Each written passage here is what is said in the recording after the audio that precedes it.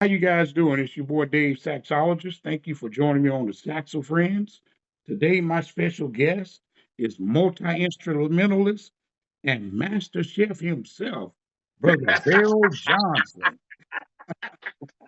You Vel, been how you doing, watching, brother? brother? How are you, man? Oh man, I'm fantastic, man. It's all good. All good. Hey, I'm so happy to be on here with you, man. You know what? I appreciate you, brother. And first, before we even get started, first thing I want to tell you is I appreciate your support over the years, man. You reached out to me. You say, "Hey, bro, you're blowing a little too hard. You might need a softer read." All of those kind of things that you told me, it stuck with me, man. So I appreciate your tips, man.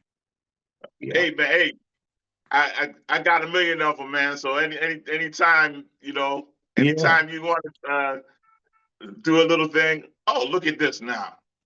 Uh, Okay. I hope this call coming in is not going to mess with us. No, no, no. We good. We good. Okay, that's people calling me now because it didn't say who how to see it like saxophone. Right, right, right.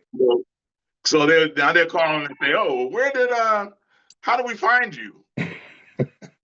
So Well, we gonna take care of all of that. You know what I mean? So, Phil, let me ask you, man. When did you get started on your musical journey, man? When did you get that bug to play music? oh man, hey, I grew up in a town full of music, man. The projects that I used to live in, the Boston Wave Village projects.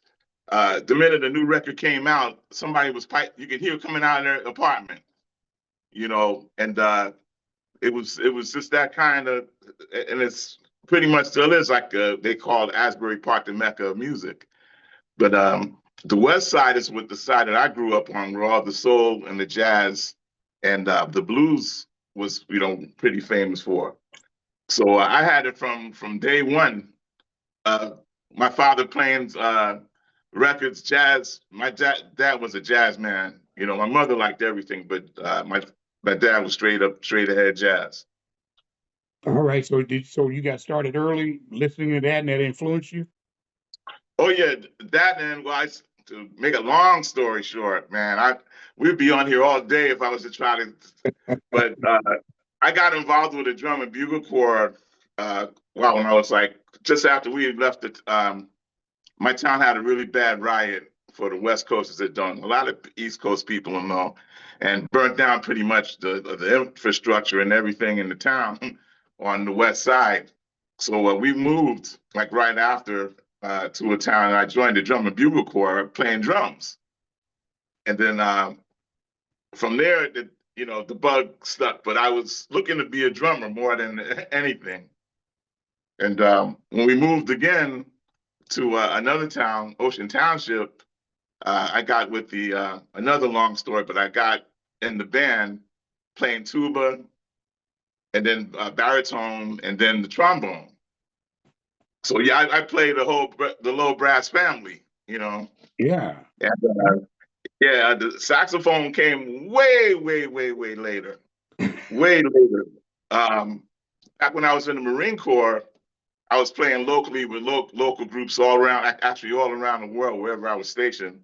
And I saw a sax. I saw a friend of mine had a sax or guitar on the wall with spotlights on it, like fancy his place up. Right. And I said, "Man, that's cool. I'm gonna put a saxophone up there." You know, because the trombone wouldn't look that cool, but a saxophone would be like, "Hey, now top that." And I did the same thing when I came back home. I mounted it on my wall and put a light on it. And one of the groups I was playing with, the female vocalist actually said, "Can you play that thing up there, that saxophone, on your wall?" I said, I never even thought about it." She goes, "If you can play Misty, you can get us a $200 tip." You know, so I took that thing off the wall. I got a book, but it was so natural, man. You know how the first time that you play and you're just like, "Oh man, this kind of feels good," Yeah. compared to all the other stuff where you're using your armature like a raspberry. The reed was like, whoa, really took to it. And from there, it was like, can you play another song? So, by that time, I was, dabbling with the keyboards. Well, playing, I was bringing all three, the keyboards, the trombone, and the saxophone to gigs, and being like the. Okay. But yeah, later as time went on, though, um, and then got with some really, really cool older guys that really, man, they were totally unselfish guys. Like Dorian Perriott, um, Palmer Jenkins, these guys are like legends. And they just was like, they saw you, if they saw you took interest, they were going to, and if you were sounding sad, they were going to let you know that too. So, but it was you're sounding sad, but you could do this to fix it. You're sounding a little here, but we can fix that. And as time went on, man, and just got with bigger groups, better groups, got to do some really cool stuff. Opened for BB King twice Oh, at the that's Count Basie Theater. Oh yeah, North Carolina A&T, their homecoming. If you ever get to go to one of those, they start it's like more like a festival than anything. They start in the afternoon and open for the Gap Band in the afternoon on the street. When they close off the street and put a big old stage, and then it went from there into like their big gym, and just Ray Goodman and Brown, War, Lakeside, uh, and I happened to be on the show, being able to be on the show with these great groups, man. It just like my interest after that was like after I got out of the Marine Corps, I went right back into the music, because so. So let me ask you, did you do any formal? Did you train in college? Did you study music in college before the military? only high school Okay. actually, and I got accepted to Eastman School of Music, which is a really nice, really really nice music school. But my parents couldn't afford to send me there, so part of my reasoning for going into the military was to get money to go to school after I got out and continue my education. But things kind of like took off after. Well, while I was in, even I was still playing with some pretty decent groups. But after I got out, I just remember coming home, and a friend of mine said, "Hey, we they're really doing blowing up down," because I was playing it with a band down in North Carolina. It's like, you might want to stay up here a while, man. We're doing it up here. Yeah. So I said, I think you're right. So I wound up staying, and then just, at that time you could play 5, 6 different clubs on the same street and don't never have to leave town. Oh, It was like that. yeah. Yeah. So yeah, I got home. I was like, no, I'm home now. You know, How long did you spend in the military? I did 6 years. I did the 4 active, and I was they messed up while I was in the Philippines. They were like, why didn't you say anything? We could have you home in a week and I processed out, or you could stay here and do your last two, either an active reserve, or active. And I said, well, I'm here now, so I'll do my last 2 years in the Philippines. Yeah. Hey, why not? I asked him, I said, can you guys do that? And so, yeah, you were supposed to leave like a couple of weeks ago, but if you want to do your last 2 active here, we could do that. So, and if you've been to Philippines, well, you've been to Hawaii, you stationed in Hawaii, Yeah. Yeah. Philippines. Uh-huh. Yeah. I was in Germany too. Oh, okay, all right, little piece of heaven. I'm saying if you ever get a chance to go to the Philippines, do that, man. Matter of Talk fact, to me first. I'll tell you where to go.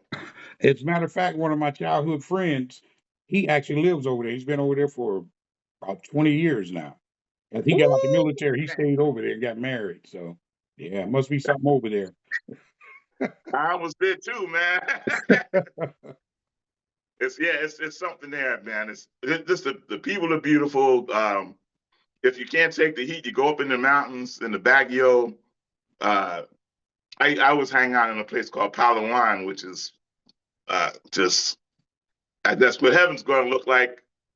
I'm not fearing it because I Yeah. got a feeling it's going to look like Palawan, man. And the language is really easy to pick up.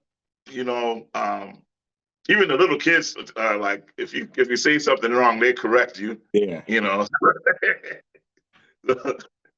Hey, so when you Yeah. when you when you were playing in the military, so I mean, the military is so hard. How did you practice, man? What did you do for practice, man? There was a broom closet, and well, one of my places I was stationed at, there was a broom closet that I used to go in there and practice.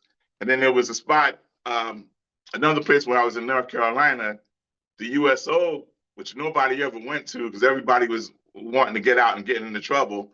I would go to the USO, and there was a library in there, which of course nobody ever used a library, and I would go in there and blow. And you would think people would be in, but there was nobody was ever there, So that was kind of like my sanctuary for getting some practice in. So you didn't take any private lessons while you was in the military. You just did your own thing, or did you? Not in the military, but after I got out, and by the time I had gotten to the military, I was already really proficient, with the trombone. That was like my bread and butter. Yeah. But after I got out and started playing, and actually started playing the saxophone, I had a lot of help. Like not an actual formal, I did actually, but it wasn't very long. Okay. A friend of mine who was a tenor player. I was playing tenor at the time, and just one day I saw him on a jam session, and he was just blowing down the house.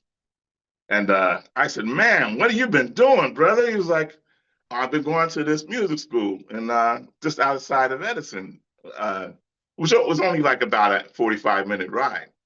So I said, "Well, tell me about this school, So I went there for maybe about 6 months. Um, and the instructor there was a kid out of Texas A&M, like really, I think I knew a little bit more about certain things than he did, but because he wasn't really a big soloist, but he was big on the sight reading and, all the proficiency, all the really technical stuff. So I was able to get that stuff from him, and then that just kind of took me to even another level because now I'm teaching now. So and I'm passing that along to so I can give them both sides. I can give them the blues, straight ahead jazz side, or I can give them the classical side to whoever they might happen to need at the time. All right. So who were some of the guys that you listened to growing up? So who influenced you on the saxophone? Who's it you like? Was it Grover? Was it Sanborn? Or who was it? Man, then I guess my dad was playing a lot of Dexter Gordon. Actually, Ooh, Dex was one of. Can you see ooh, that? ooh, that dude there, bro. Yeah, Dex Dex was one of my favorites, just from from my dad.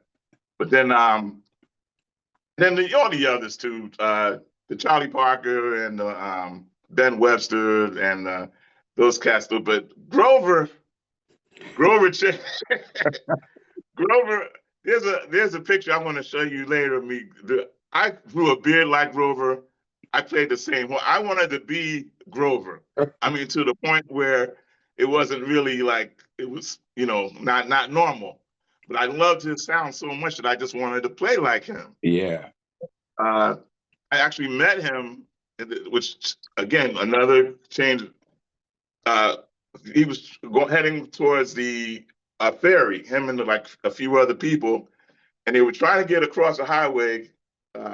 This is at the World Trade Center where I used to work, and I saw them in the. You have a tube that cuts across from the World Trade Center that goes to the World Financial Center, and I was on my way to lunch, and I saw him.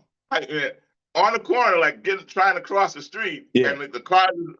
I ran down the escalator, ran outside, and I said, "If you go over this tube, this will take you right down to the Winter Garden or take you right out to the ferry. He goes, I say, come on, I'll show you. So as we're walking, I'm picking his brain. Oh man. Did you change the mouthpiece? Because I still play the same one you play. Actually, I play the same horn you play. Actually, I grew this beard so I could look like he said, Vel, look, he goes, the world would be a pretty boring place if it was just a million Grovers around. He said, you have to find your sound. He goes, and I'm looking forward to hearing your records one day, which was like, I'm like, that's like, man, like God saying, don't try to be like me. You got to find your own way, Right. And so from then on, I was like, I was kind of liking another type of horn, but Grover played this, so I was going to play what Grover played. Yeah. But as that, just from talking with him, which man, what a great guy, man. I mean, I thought I even said, man, if I'm bothering you, please, just shoot me away. But I've been such a big fan. I've seen at least 4 of your shows when you came through, and so he was like, nah. And we talked about music, talked some about life, and it's when he was sailing away on the ferry, I was on the dock going, hey man, you are the man, But I was crushed when I found out that he died though too, because man, just such a great guy, such a great teacher, just in a short amount of time, the amount of knowledge that he gave me was out of this world. And you know what, Vel? The thing is, when he passed away, I don't know if you realize that, but he is actually, at the time when he passed, he was doing a performance on the Yeah, right after it came after the dressing room. You remember? And that's when they found him in it. it was the morning show. I think he Right. did. He had finished his set, Yes. and he said he was tying the shoe and he fell over, and that like massive heart attack. Yeah. Man. And nothing they could do for him. I was like, man, Yeah. what a loss! What a loss! You know, it's unfortunate, but we lost a lot of the greats early. Parker wasn't he 35? Bird was 35, I believe, and Train was like 40 or close to it. I mean, both of Yeah. them were relatively young. Mm-hmm. Yeah. So that happens though. It's unfortunate, but he rests in paradise though, because they were great, Man, I got a feeling those cats are like up there, like jamming or doing something. And if Miles is up there with them now, if Miles is Oh up there yeah. with them, boy, they doing it, man. They put in some work over there, bro. But yeah, now I'm Walter Beasley is another one that check him out. Oh, A whole lot of knowledge too, man. he's a friend of yours, isn't he? Yeah, you I seen see us you. talking? I see you guys. I see. I see what's happening. It's all good.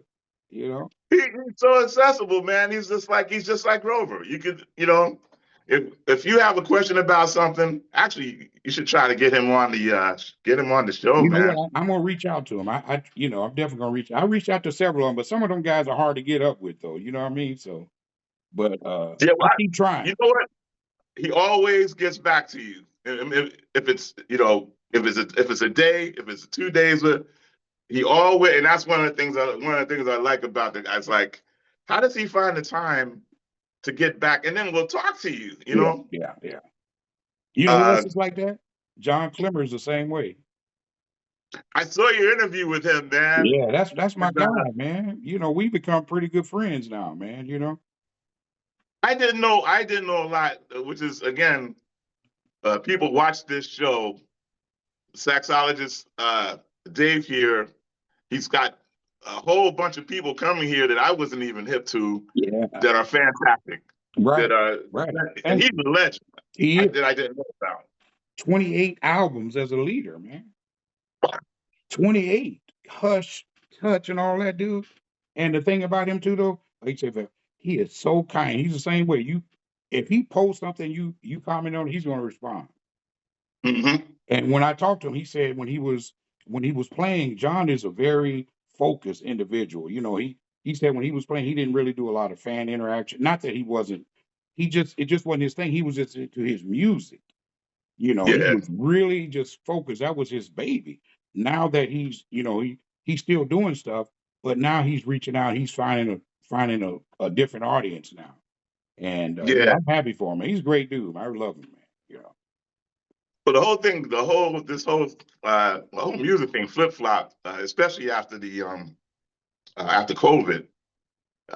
It just seemed like especially as far as the smooth jazz trend went, we were going up, up, up, up, up, and then it Right. kind of leveled off, and it seemed like it started to go down, and you just started seeing the same names over and over and over again. Yeah. Yeah.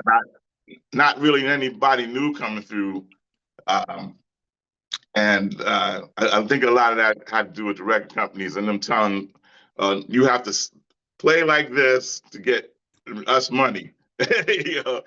Whereas Joe Albright, of course, another one of my favorites, Yeah. he kind of him and Walter kind of went like left. You know, he Yeah. got his own record company, and there ain't nothing quiet or smooth about Gerald. Is one of the funkiest. I don't even call him smooth jazz. Ooh, man, Gerald is. Hmm. I met him a couple years ago at the NAMM show, right? So, and it was funny. And this is the one time I was like, "Damn, how come I didn't have no court grease? So who thinks about carrying court grease?" So anyway, he was getting ready. He had the Cannonball booth. He getting ready to do a demo, and I'm standing right over there beside him. And he goes, tries to put his mouthpiece on. Anybody got any court grease? It's like 9,000 saxophones over there, but ain't nobody got court grease on it. So everybody looking around. And then somebody showed up with some. He put a little bit on there, and it was funny though. But he was real nice too. I talked to him. We talked about mouthpieces and his horns and everything. Man, he's a great guy too, man. Yeah. Yeah, you see, I play his tenor. I Oh play his yeah. signature tenor. Yeah, yeah.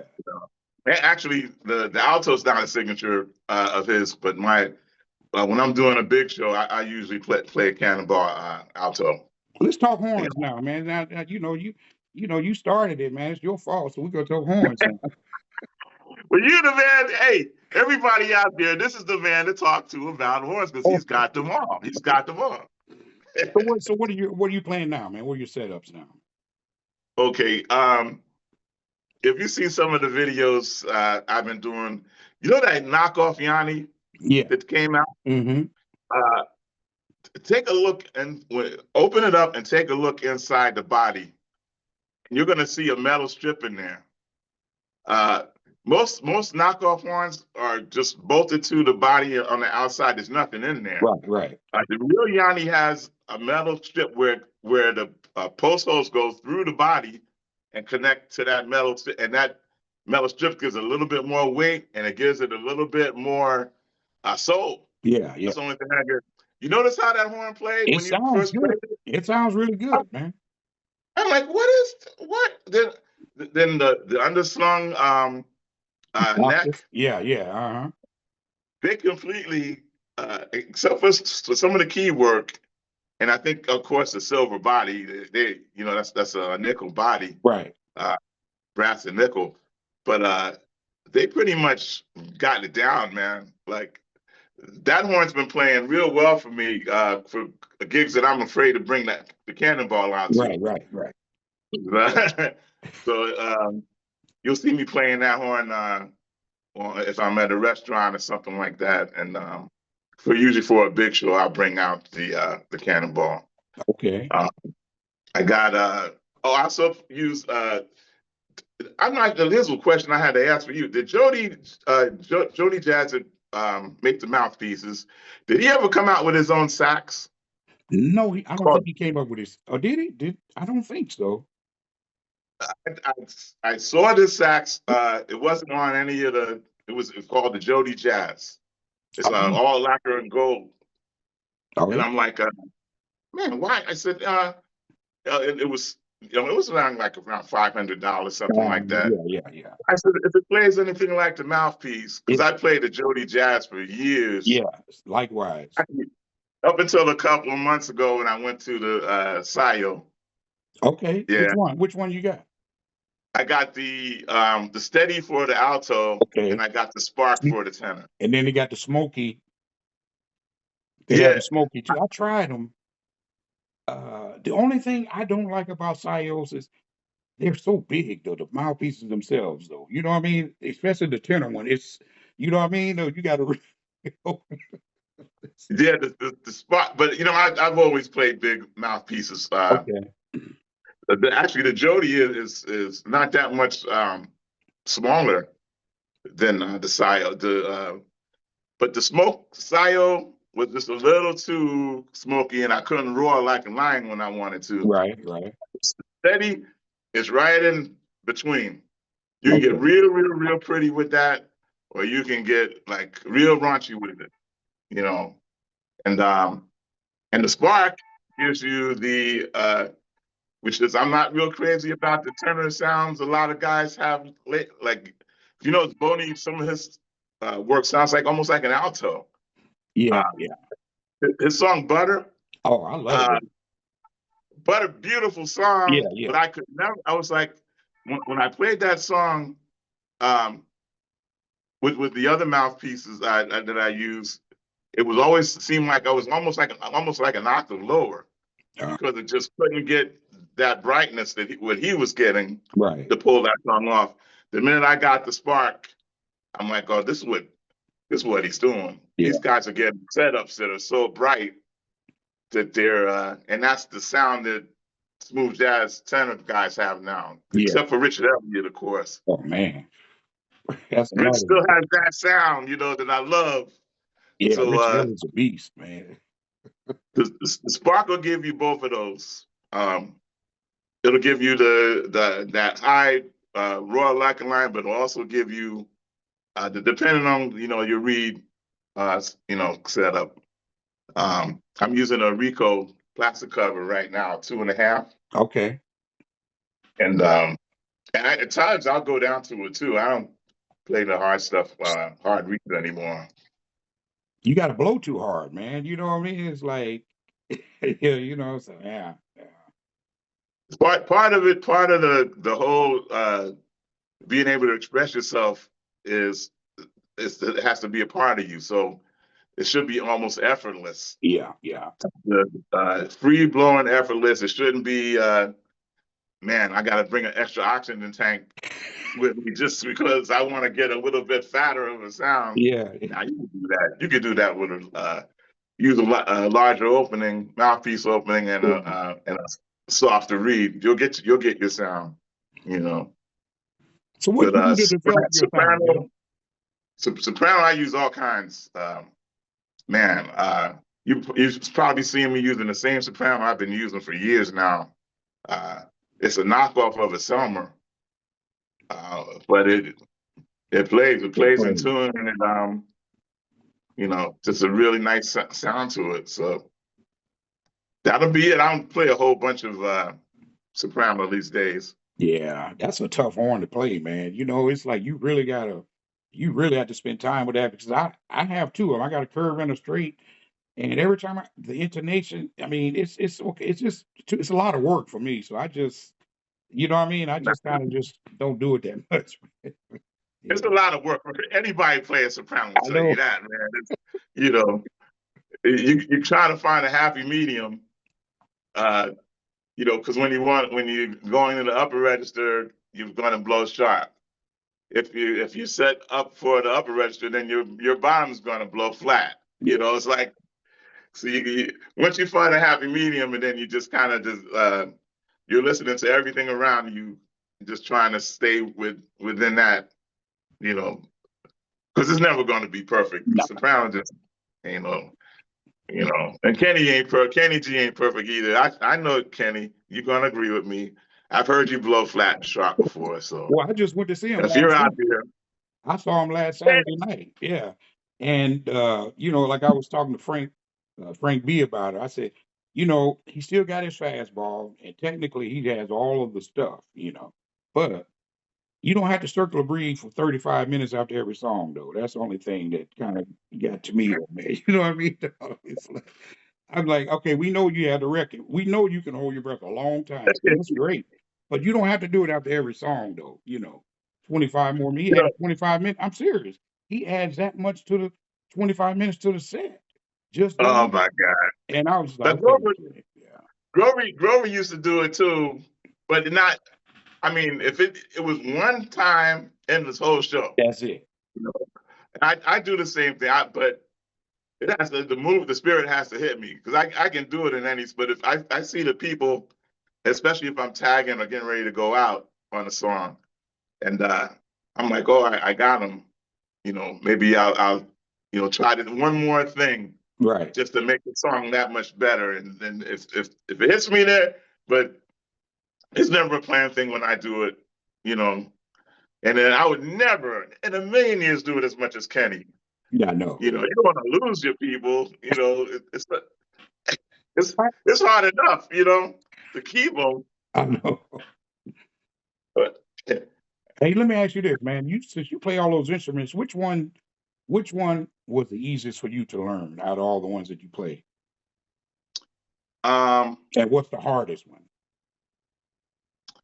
I would say the hardest was the tuba. That one didn't come real easy. And I have to say the easiest was probably, I don't know, I think the saxophone was probably the easiest, which it should be just the opposite. I know. Because the saxophone is a beast too. It's a one little thing wrong, and you know, uh, and it'll die. I played with a group called Rogues on the Run, and we have a shout out to Jack out in Hawaii, Jack Hoban, and we got a few CDs out there. You'll hear me on a lot of the tracks if you look up Rogues on the Run. Okay. Yeah, But I've seen some of the stuff. Yeah. after the very last song on the CD called Something's Cooking, if I had to play another song, it wouldn't work because it just my whole sax is almost like dissolved. A couple of springs went, uh, and then the bell part at the bottom actually started to move.